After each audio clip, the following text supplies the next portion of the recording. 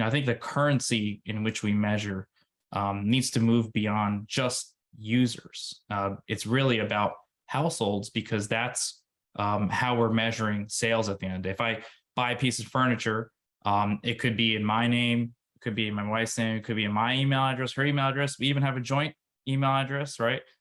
So those things can change, but the address has a stickier point for a lot of verticals. Maybe not every single one, but for a lot of verticals, the address has a much stickier point.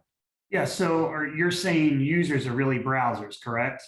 Yeah, exactly. So, in the example of like 10,000 users, if there are, we often say there's 4.5 devices or browsers per household. That's an average. There may be 3, there may be Because of 8. devices, right? You got a laptop, you have a phone, you have a tablet, whatever you might have. So there's multiple devices, and you have multiple people in a household with multiple devices, right? Correct. Yeah. So often you see like 10,000 households becomes a much different number when you start doing that division. And that problem has been exacerbated greatly by cookie deprecation and privacy settings that are being added to more and more browsers. So in the example before, to make things worse, if I just go on my phone, I'm on Safari and I go to a website based on the browser that I'm using, and based on my settings, and so everyone's settings are a little bit different, I could go back to that site 5 hours from now or 2 days from now. And even though it's just me, I'm the same unique user who's on the site. I just refresh and I pick back up where I started. I might be seen as another unique user.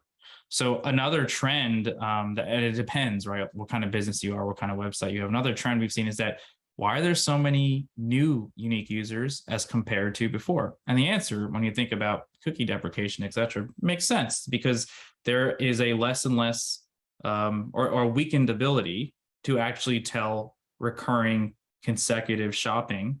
And if you're not in e-commerce where you can add to cart and buy within 30 minutes, and following that longer sales life cycle, it becomes very hard to do in Google Analytics the way it is now, and even with the updates they're making with GA4.